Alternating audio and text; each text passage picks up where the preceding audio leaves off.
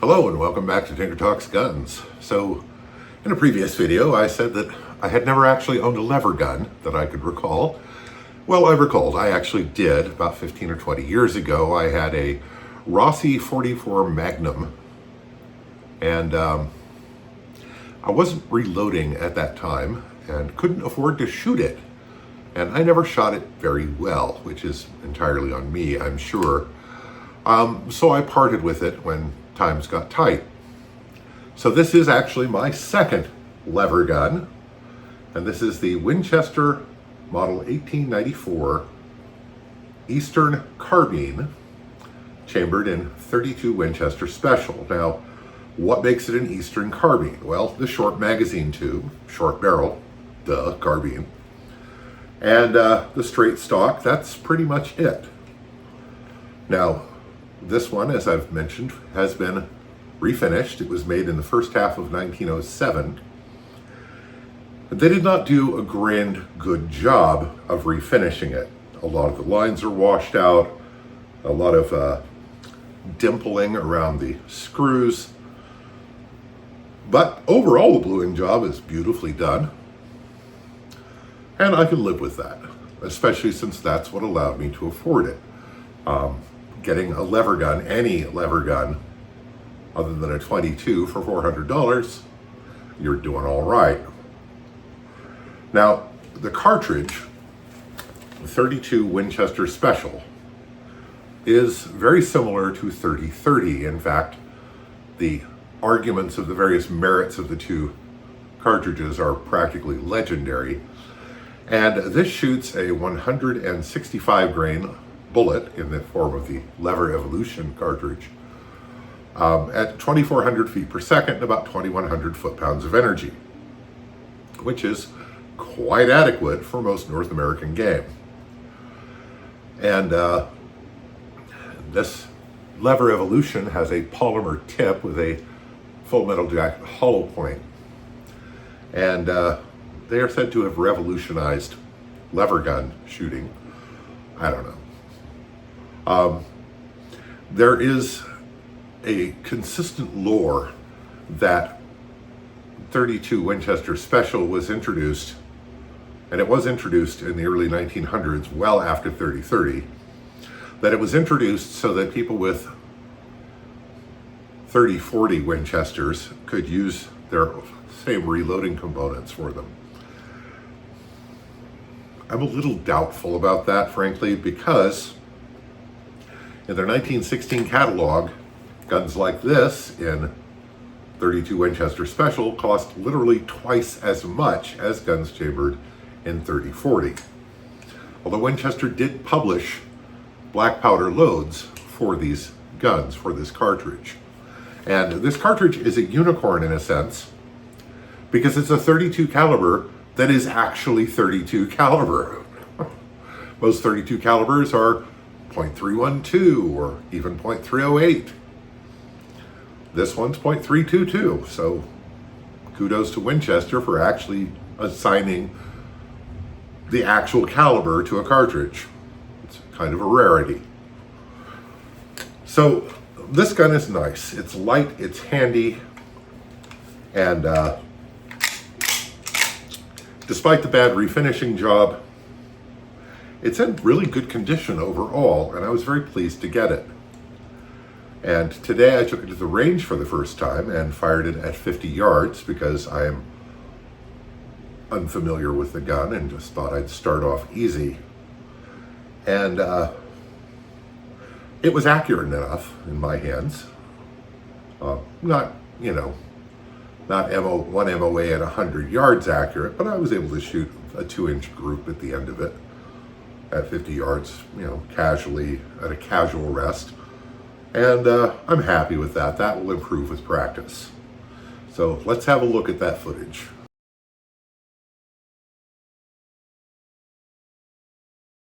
Okay, let's try the Winchester 1894 Eastern Carbine 32.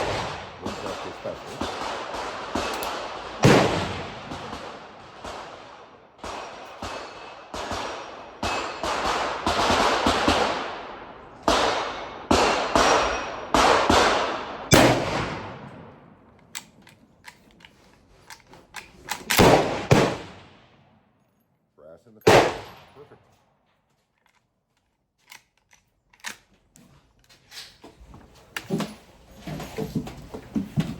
I will absolutely be saving my brass for this one.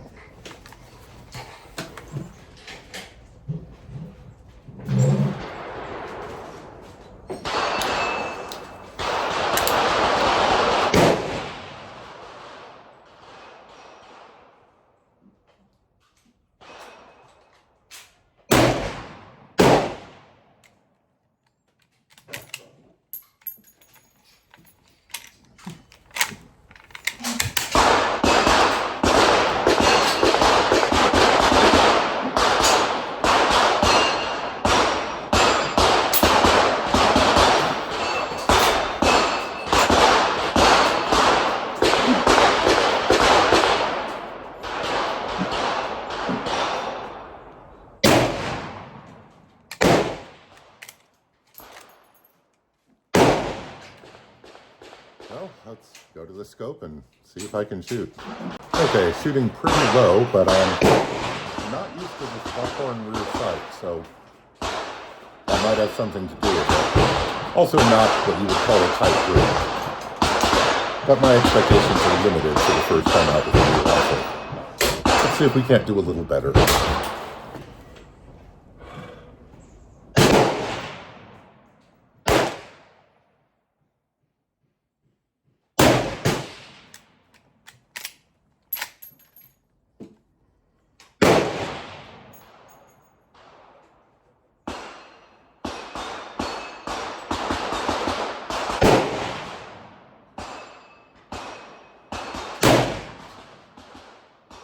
A very stiff trigger.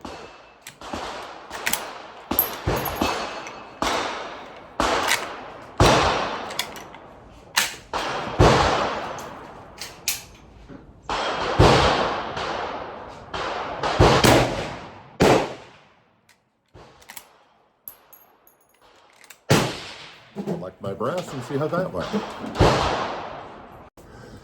Still a bit low, but not too bad. Let's try it again.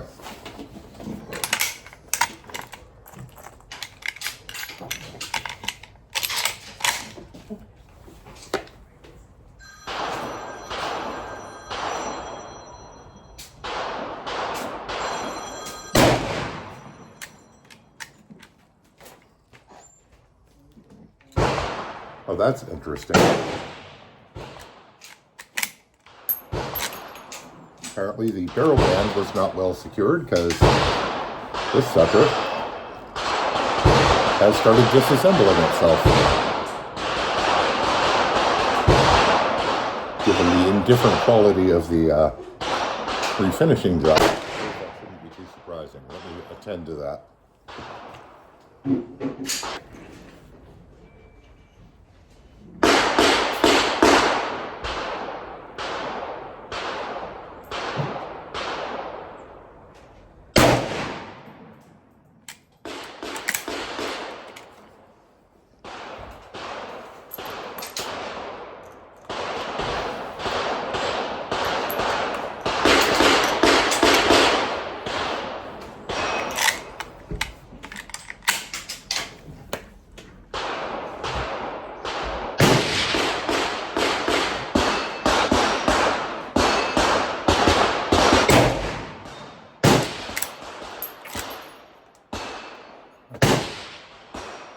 Okay, I've placed my brass and hooking it up to the spotting scope.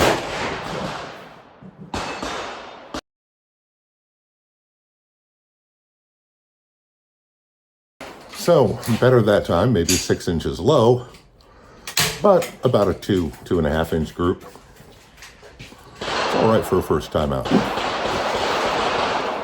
So here's my 50-yard target, and my first 3 shots were here. My second 3 shots were here, here, and here, and these are my third 3 shots. So I'm learning the sights adequately, and that is quite a bit of drop. I'm going to have to see what I can do about that, because I would like this to fire to point of aim at 50 yards. That would be kind of nice. So as you saw, the results on the range were less than inspiring. Now, the accuracy was fine. I mean, first time shooting the rifle, shooting 2 inches at 50 yards, I'm not that worried about. That will improve with practice.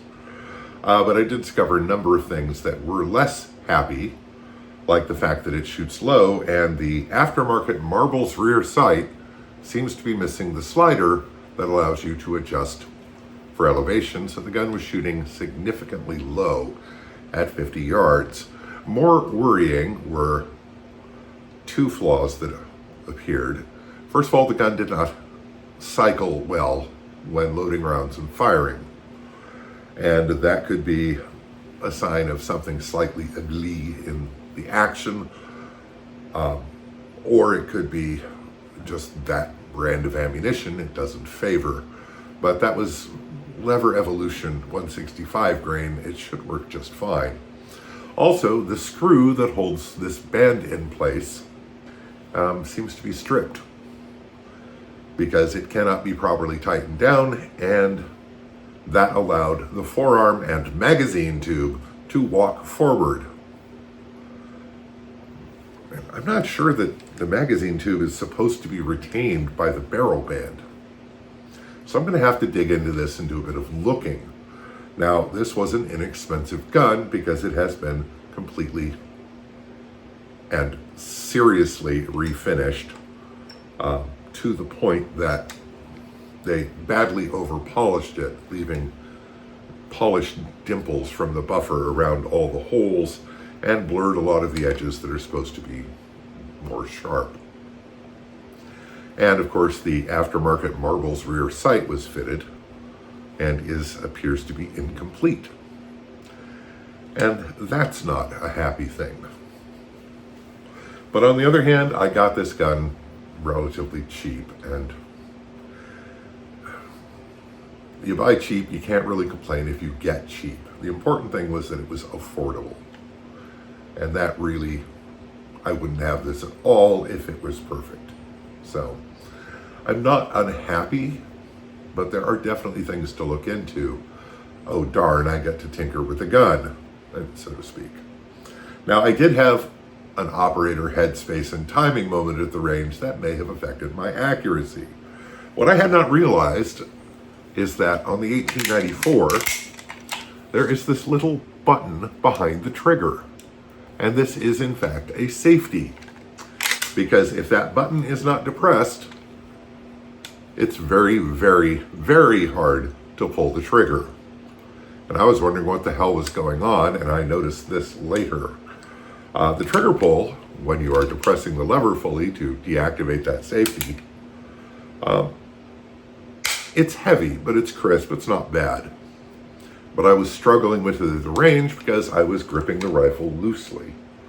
Now, on other notes, recoil was not nearly as bad as I expected, given that this is not at all a heavy gun and it has just a steel butt plate. But the recoil was fine. I didn't mind it at all. And there's potential here. But it is potential because it needs some attention.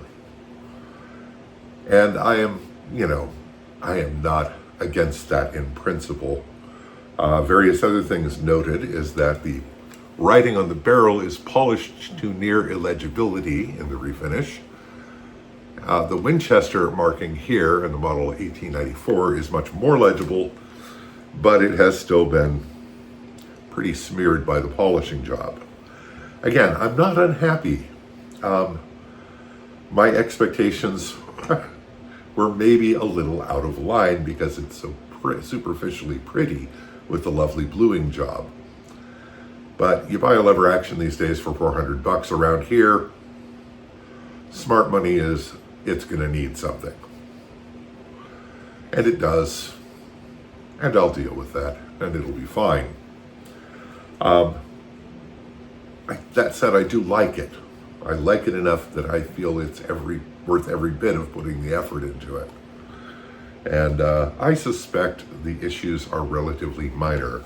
A stripped screw is pretty easy to deal with. And the other things in the mechanism, For all I know, all I really need to do is clean and oil it. And now that I've discovered that tiny little safety bump, meaning that you have to have the lever depressed, kind of like a grip safety, yeah, I think I'll do much better next time I'm at the range, because I won't be trying to pull the trigger through the damn safety. So, a work in progress. And I'll progress until it works. Anyway, it is a handy, light little thing. It's very nice handling. And the mechanism works perfectly well when you're not trying to load cartridges. So I suspect it's nothing too serious, as I said. It is missing the saddle ring. And I do not care because I don't ride horses anymore. And even when I did, I didn't hang a rifle from a ring on the saddle. Anyway, so I'll work on it. I'd like to thank my supporters on Patreon. It's very much a shoestring operation, and your contributions help more than you know. I'd also like to thank channel benefactors, those individuals and businesses who have contributed to the channel in innumerable ways and really helped make this work. And as always, shout out to Rain City Shooting Center for providing material support to the channel, and to Renton Fish and Game for being a rifle range where I can go shoot stuff like this. Anyway, that's it for the moment. I hope this finds you well. Stay safe, take care, and I'll talk to you again real soon.